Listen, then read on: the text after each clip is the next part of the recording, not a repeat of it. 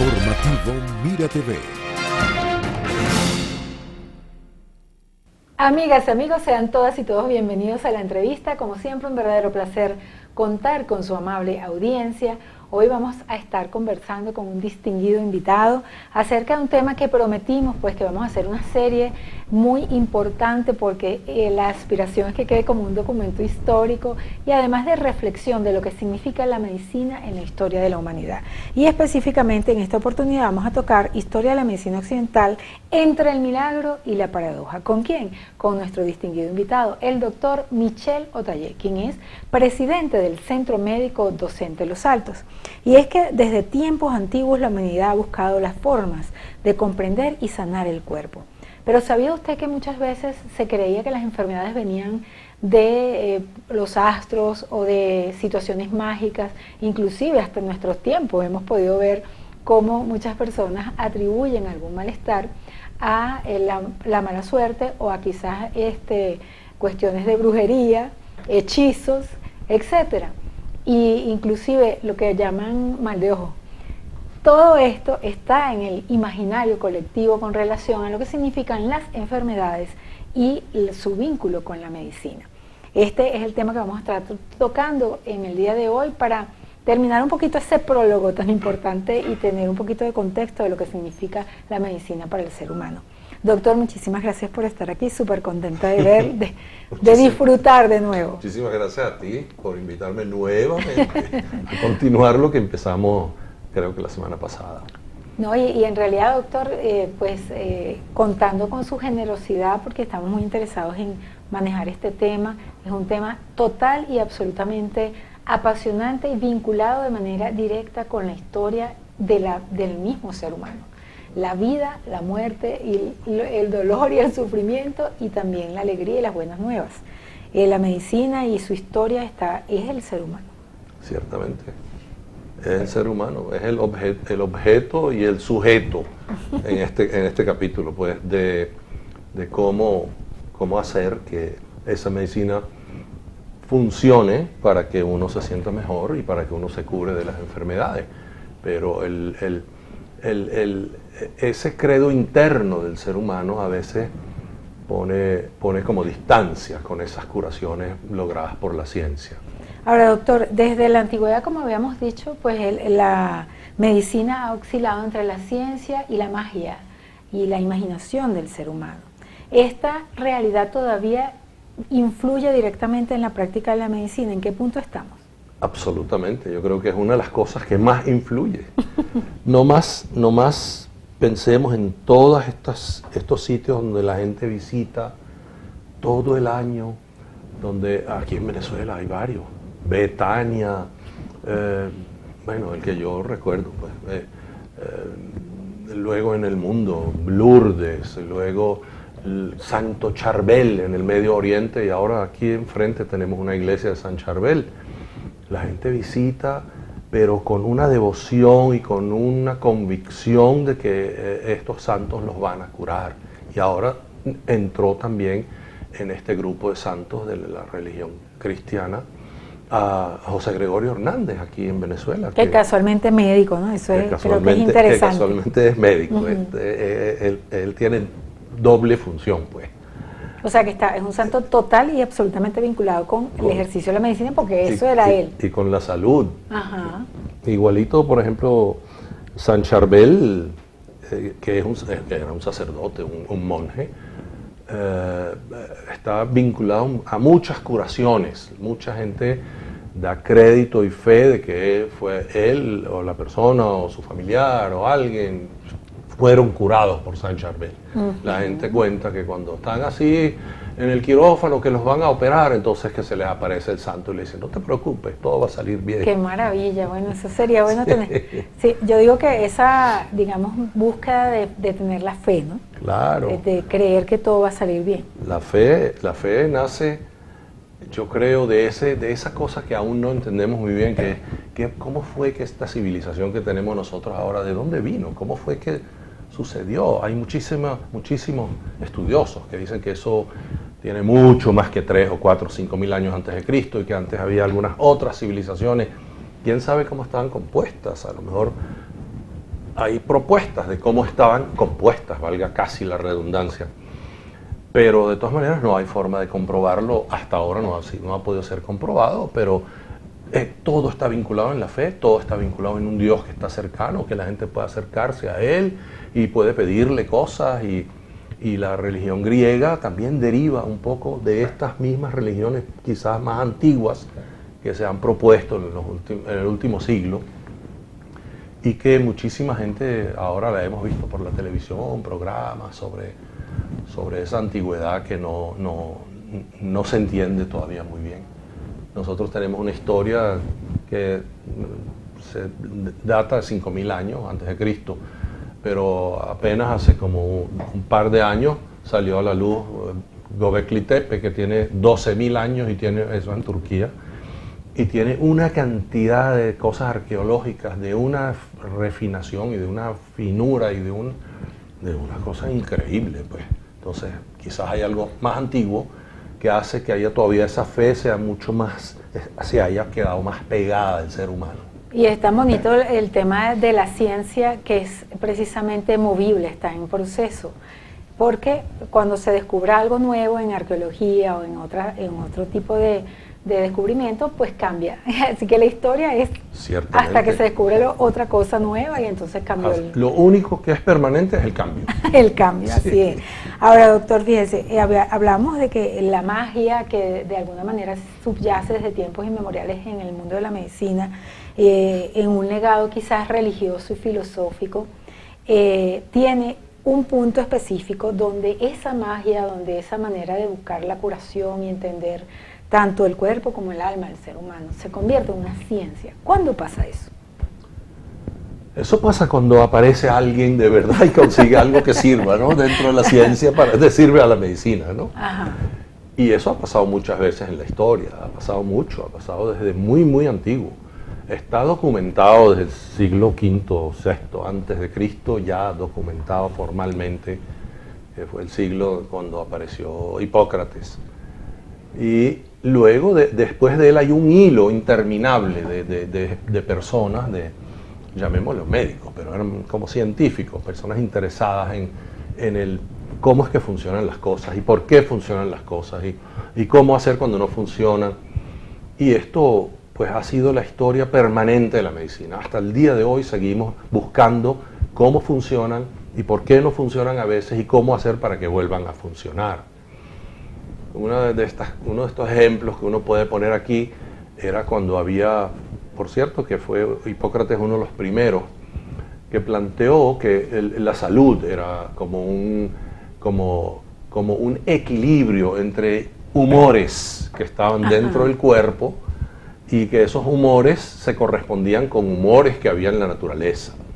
Que cuando esos humores estaban más o menos equilibrados con los humores de la naturaleza, la persona estaba sana. Pero cuando se sucedía algún desequilibrio, la persona se enfermaba. Ahora, uno de los más grandes que siguieron a Hipócrates y siguió hacia adelante con esa misma teoría por mucho tiempo, además ya entró en la parte también científica, un poco más científica, era Galeno, que por cierto se llamaba Claudio Galeno Nicón de Pérgamo. Wow. Eso uno necesita aprendérselo y después poderlo recordar. Ajá. Galeno también trató de reforzar esa esencia o esa teoría de los humores, pero también entró en la parte anatómica, entró en todo lo que era disección. De Galeno se dice que Galeno realmente nunca jamás le hizo una disección de un cadáver humano, pero que sí hacía de animales. Pero lo cierto es que él tenía mucho conocimiento, ese conocimiento ya venía de Aristóteles, que fue como un siglo antes. Aristóteles fue el científico, pongámoslo entre comillas si queremos compararlo con la ciencia de hoy, pero el pensamiento aristotélico dominó todo. Y multitema, ¿no? Multitema. Dominó todo el conocimiento científico universal durante 1500 años. Ahora, doctor, el tema de los humores que a mí me llamó la atención, porque claro, digamos que esa es la primera, la base, ¿no? de una medicina antigua, de la antigüedad. Esa práctica, digamos, era de ver desde afuera. Es decir, veo al ser humano, lo observo desde afuera, pero no lo podían ver dentro. Sí, pero lo que eso tenía que ver básicamente era cómo se comporta el ser humano. Una persona, por ejemplo, melancólica, triste, que no quería hacer nada, ese estaba dominado por el humor negro. Una persona que... De ahí vienen esas frases. De ahí viene humor negro, humor bilis, que era un humor como amarillo, y sangre y agua. Entonces, y los otros eran pues los humores que estaban afuera, aire, tierra, fuego y aire, tierra, fuego. Ajá, y agua también. Sí. Qué interesante, ¿verdad? Que de alguna manera, claro, porque somos también agua, somos un poquito de todo, ¿no? Todo eso. Y que ellos tengan en ese momento de la vida, de la historia de la humanidad, esa visión de complementariedad o de somatización del ser humano con su entorno. Así mismo, ¿no? es que eso uno forma una parte integral del entorno, así en el concepto pues de estos médicos de la antigüedad, y que cualquier cosa que sucedía en el entorno tenía un impacto directo sobre la salud del ser humano, especialmente pues a través de esos humores, ¿no? Ahora, luego de esa visión en la medicina, pues pasaron cosas que cambiaron y ahora el modelo es otro. Sin embargo, tiene algo, ¿no? De verdad, eso de los humores. Bueno, o sea, todavía, por ejemplo, nos puede pegar la luna. Vamos a hablar bueno, mucha gente cree que sí. Y en estos días vi una luna espectacular y yo sentí que me pegó. Claro, bellísima, me bañó de luna. Bueno, uno dice, la gente cree mucho, mucha gente cree en eso. Si no, abre cualquiera de esos navegadores y busca ahí la luna, cómo afecta al ser humano. Busca el horóscopo para que veas que si Saturno le da la vuelta a no sé quién. Y eso, uno está de mal humor o de buen humor. Y eso viene desde muy antiguo, muy antiguo. Todas esas cosas que tienen que ver con el zodíaco, eso viene de muy antiguo. No se sabe exactamente, se supone que eso apareció con los sumerios y luego siguió de ahí hacia abajo, pero los sumerios mismos dicen que eso fue mucho más antiguo que ellos. Ahora, ¿cuándo se gesta el cambio hacia concebir la medicina como una ciencia, ya no como una magia de curanderos y astrólogos y etcétera? Bueno, yo convertirse ya en médicos o en una ciencia específica. Yo creo que eso comenzó con los romanos, con los griegos y luego lo heredaron los romanos, que son como los descendientes de los griegos. Los romanos son el producto de la destrucción de Troya. Los troyanos que salieron de Troya y se fueron vagando por todo el Mediterráneo, finalmente llegaron y fundaron Roma. Pero eran griegos, básicamente, que vivían en la costa oriental del mar Egeo y pues tuvieron esa guerra terrible que destruyó todo lo que era pues, la mitología. Que ya en el caso de Troya ya se acepta que no fue tan mitología, sino que eso existió y que había varias capas donde fueron pues identificadas muchísimas cosas. Incluso se sacó de alguna de esas capas el tesoro que usaba entre zarcillos, pendientes, etcétera, Hécuba, la esposa de Príamo, el rey de Troya, ¿no? ¿Cómo serían esas joyas? Sí, y era un tesoro impresionante. Hay muchas fotos por ahí en cualquier red de esas redes sociales. Entonces, esos griegos que inventaron en aquel entonces, es que no solamente hay que ver la parte médica. Por ejemplo, si uno, y invito aquí a mis amigos los científicos de todo tipo, incluso los físicos, los matemáticos, etcétera, a que tomen cualquier enciclopedia de estas que está en las redes y busquen a Demócrito. Demócrito describió el átomo de una forma tan impresionante que pareciera que lo estuviera describiendo un científico moderno, es decir, todas las partes del átomo, etcétera, que la materia se compone de átomos y que los átomos son las cosas más. Estamos hablando de 500 años antes de Cristo. Qué bonito, y qué bonito que podamos nosotros comentar eso, que de alguna manera hasta llegar a lo que llaman la partícula de Dios. Ajá. En la próxima parte vamos a seguir conversando con nuestro querido y distinguido invitado de este maravilloso tema. Quédense allí con nosotros. Informativo Mira TV. Historia de la medicina occidental entre el milagro y la paradoja. Aquí estamos conversando con el doctor Michel Otaller, presidente del Centro Médico Docente Los Altos, para hablar un poquito y refrescar también esas historias tan bonitas que se han gestado en la humanidad hasta llegar a los grandes inventos de la medicina, pero que todavía quizás los mismos miedos e inquietudes persisten en el corazón y el alma de los seres humanos. Y bueno, estamos hablando en el segmento anterior acerca de esa incipiente quiebre entre la magia y lo que significaban los mitos relacionados con la salud y la búsqueda de mejorar la salud y la calidad de vida de los seres humanos, cuando se convierte en ciencia.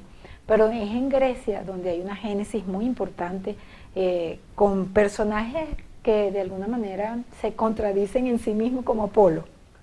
Ah, como Apolo, sí, porque Apolo era el dios que traía la salud, pero al mismo tiempo el que traía las enfermedades. Entonces, y estas son pues cosas que son comunes entre los dioses, que son paradójicas. Uh-huh. Y la gente por eso es que le pedía por la salud, pero no tenía muchísima confianza en que le iba a traer la salud que ellos necesitaban, sino más bien podía traerles más bien una enfermedad peor de la que tenían, como para ellos sentirse que antes estaban bien, ahora ya no, por andar pues no creyendo en él o tomándolo como con reserva. La mitología griega, que marcó, obviamente, los griegos nombraron el mundo y echaron el cuento que hasta ahorita mucho es realidad. Pero esa mitología, doctor, de alguna manera plasma la naturaleza humana, es decir, los sentimientos, todo lo que es el ser humano en su lado oscuro y su lado de luz. De alguna manera, pues a través de esta visión se marcan los miedos y las inquietudes que tenían las personas. O sea, puede ser que este Dios me resuelva el problema, pero puede ser que también... Sí, pero si te lo resolvía uno, entonces el otro te lo empeoraba. Se ponía bravo. Se ponía bravo. El punto, pues, de mencionar a los griegos no solamente inventaron algunas de estas cosas, no solamente su mitología sirvió como base de tantas cosas bonitas y tantas cosas no tan bonitas. Imagínate en aquella época, 500, 600 años antes de Cristo, los griegos inventaron la democracia. Sí. ¿Sí? Cuando el mundo entero estaba dominado por déspotas, por reyes, por emperadores, y que su palabra era infalible, los griegos eran capaces de reunirse y discutir qué era lo mejor para la sociedad y cómo era que lo iban a hacer para que fuera, y además de castigar de cierto modo a los que no hacían el bien, sino que habían hecho alguna cosa mala. Tenían una figura que se llamaba ostracismo. El ostracismo le hacían como un juicio y la gente traía una piedrita diciendo sí o no. Sí quiere decir que sí hay que castigarlo y no hay que castigarlo. En realidad lo que tenía era el nombre de la persona. El nombre de la persona a quien se le estaba haciendo esa votación. Y el que terminaba pues a ser castigado, en algunos casos pues generalmente era como excluido de esa sociedad. Lo mandaban 10 años o 5 años fuera de Atenas o de Grecia, y la persona tenía que irse e irse, pero podía volver después. Entonces los griegos inventaron muchas de esas cosas en las que seguimos creyendo y en las que nos sigue motivando y las que nos sigue apasionando.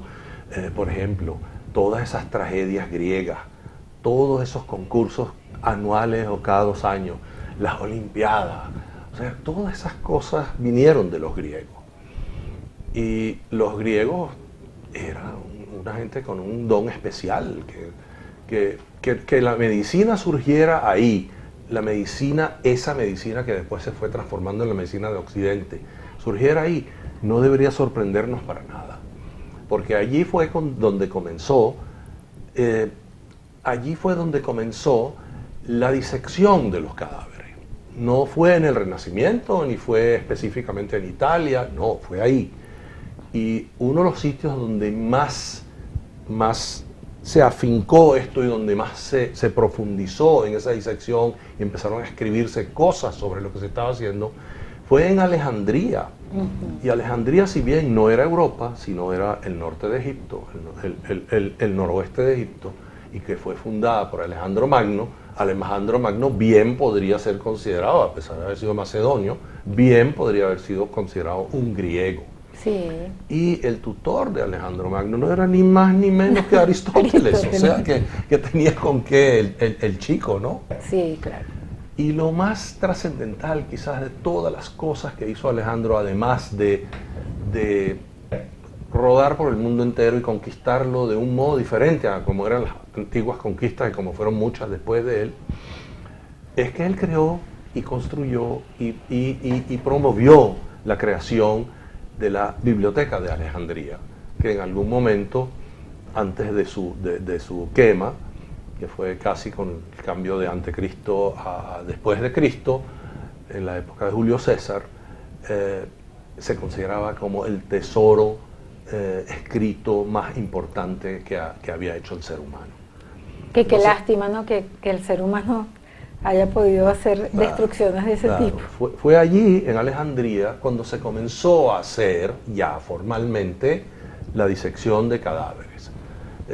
Y no solo a hacerlo, sino además a documentarlo, a crear escritos, a crear imágenes de qué era lo que había, qué eran dibujos. Y eso fue lo que finalmente catapultó esa medicina de la antigüedad hacia la medicina de Occidente, que es la que nosotros hasta el día de hoy nos sentimos como beneficiados con eso. Ahora, de la antigüedad, de todas esas visiones pues de la medicina, aparte de los griegos, y hay como una tendencia, por ejemplo, en un antes y un después de cuando se evalúa, hay civilizaciones que evalúan la importancia, por ejemplo, de la dieta, del ejercicio, del cuidado humano propio, de la higiene, que antes, o sea, no se consideraba. Uno ahorita está acostumbrado, bueno, que se baña todos los días, que se lava las manos cada rato, pero eso no era así en otros tiempos, no se le daba importancia. Sí, correcto. Yo leí algo que no sé si será verdad, porque uno lee y revisa tantas cosas, que en la antigüedad había médicos que mientras más tenían las manos llenas de sangre, tenían como más rango. ¿Más? Que no se lavaban las manos, entonces mientras más sangre tenían en la mano, eran más apretados porque más habían cortado, más habían bueno, no tengo ninguna duda de que eso pudo haber sido pues, curiosidad, y que trascendió como una curiosidad. Sí. Pues.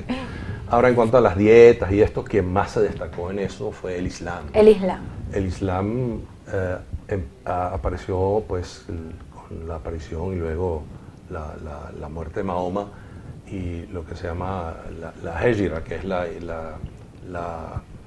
emigración de la Meca a la Medina. Eso fue en el siglo VII.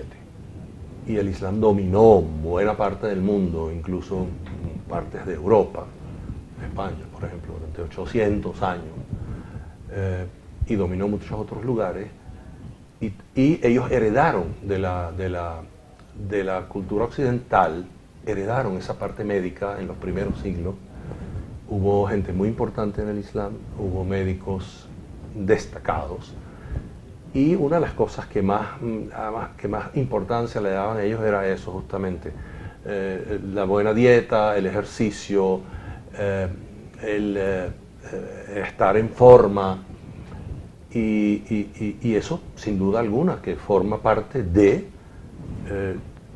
esos métodos que pueden contribuir a que masivamente el ser humano esté más saludable que estar esperando que toda la salud y toda la ausencia de enfermedad tiene que venir a través de cirugía o de tomar pastillas o de, qué sé yo, cualquier otra cosa esotérica. Ahora, hay también dentro de el tema de la disección de cadáveres, que ese ha sido todo un tema en la historia, Claro. porque sí está vinculado efectivamente a las creencias religiosas y mágicas, demoníacas, etcétera, etcétera. Claro. Pero eso fue un cambio, ¿no? A pesar del dilema ético que gestó, ¿no? El hecho en sí de abrir los cadáveres, tal, y mucho más dibujarlo, Así es, es un antes y un después claro. de lo que significa el estudio, es decir, al hacer metódicamente un estudio y dibujarlo y echar el cuento. El antes y el después tiene un nombre, se llama Andrea Vesalius. Ajá. Andrea Vesalius del siglo XVI Ok. hizo el primer atlas. ¿Qué? Atlas de anatomía. ¿En Un serio? atlas tan absolutamente detallado y preciso que todavía hoy uno podría mirarlo como estudiante, como alguien que tiene curiosidad, y se va a dar cuenta que es casi que los mismos atlas que uno vio. Que había un libro en la Facultad de Medicina que se llamaba El libro de Netter. Netter era un dibujante espectacular que hizo unos atlas espectacularmente bellos, tanto anatómicos como de sistemas, el sistema reproductor, el sistema circulatorio, y esos eran nuestros libros favoritos en la Facultad de Medicina. Yo creo que hasta el día de hoy A uno también siempre le deben ha estar gustado ahí. ver dibujitos. Sí, pero es que esos dibujitos eran una copia perfecta del Sí. ser humano por dentro y por fuera. Ahora, fíjate qué bonito que esos dibujos, claro, somos los mismos, el mismo cuerpo humano. Ya. Quizás habrá alguna evolución en alguna parte del cuerpo, pero Bueno, pues Vesalius fue el primero y más importante en cuanto pues a suministrar eso a la ciencia médica y ponerlo pues a la disposición de la gente que quería mirarlo y que quería aprender. y de eran allí. dibujos a lápiz, o sea, Sí, hechos por alguien. Ahora una cosa curiosa en función de la anatomía es que a mediados del siglo XVIII todavía hubo protestas en algunos países europeos contra la gente, contra los médicos que disecaban cadáveres. Ah, sí. Había protestas y pedir que les quiten la licencia y que no puedan trabajar y que no sé qué. Fueron perseguidos Fueron esos médicos. Esas trataron de personas. perseguirlos, pero al final todo pues se quedó, veremos, quizás habrán dañado o hecho algún daño a alguno de ellos, pero eso no impidió que esa ciencia y la ciencia fisiológica también siguiera adelante, y afortunadamente pues es lo que ha llegado hasta nosotros. Fíjate que es interesante, digamos que lo que subyace, obviamente, el éxito, cuando la cosa funciona, es un éxito, es decir, cuando el paciente vive o cuando hay una cura, pero cuando no la hay, entonces el drama y ya es la estigmatización pues, de la persona que está haciendo esa investigación. Sin embargo, en la historia de la medicina se le ha dado mucho valor, y me gustaría que usted nos cuente, hay una anécdota bien interesante que me gustaría que nos traiga a esta conversación, relacionada justamente con el valor que se le da, por ejemplo, a las personas que son militares, que son triunfadores en las guerras, etcétera, y el valor que se le da muchas veces, y se le ha dado, y un ejemplo bien claro en la historia, a la gente de ciencia que ha inventado los grandes avances que han mejorado la calidad de vida de los seres humanos. Sí, eso lo hemos comentado tú y yo Sí. toda esta semana, porque es que realmente eso hay que decirlo, ¿no? Y por cierto, nosotros en nuestro país, voy a poner un ejemplo similar, pero vamos a ir con el primero. Okay. Edward Jenner. Edward Jenner fue un médico de la campiña inglesa que vivía entre campesinos, etcétera, etcétera, etcétera. Y él pudo observar que los campesinos que criaban ganado vacuno, cuando venían esas epidemias de viruela, ellos de algún modo parecían protegidos. No se enfermaban, no se moría casi nadie de sus familias. Entonces, él atribuyó eso a que eso quizás tenía que ver con su trabajo. Y la gente misma también decía que sí, que ellos habían tenido como una viruela, pero así muy suave y tal. Y resulta que el ganado vacuno tenía una viruela diferente a la del humano, parecida pero diferente, y que esa viruela le daba inmunidad contra contra la viruela pues, del humano. O sea, al comerse la carne del ganado. No, ¿O eran cómo era? unas lesiones en la piel de la caramba. vaca. Entonces, él empezó con esas lesiones a inocular a la gente, algunos voluntarios los comenzaron a inocular y esos voluntarios quedaron protegidos. Y de allí partió el conocimiento y la dedicación a encontrar una vacuna contra la viruela. La viruela era una enfermedad terrible que mataba millones de personas cada vez que había un brote de viruela porque se iba por el mundo entero. Entonces, él finalmente encontró una vacuna para la viruela y finalmente y salvó millones y millones de vidas. O sea, en aquella época, a mediados del siglo XIX, en una de las plazas más importantes de Londres, que se llama Trafalgar Square, donde están el almirante Nelson y un poco de militares y tal, y no sé qué, pusieron una estatua de Edward Jenner, el médico. Bueno, la población de Londres salió a protestar que qué hacía ese señor ahí, wow. que tenía que ver ese señor con el país y con la independencia y con haberle ganado a Francia y qué sé yo qué cosa. Y no quedó más remedio sino sacar la estatua y llevársela para otro lado. Wow.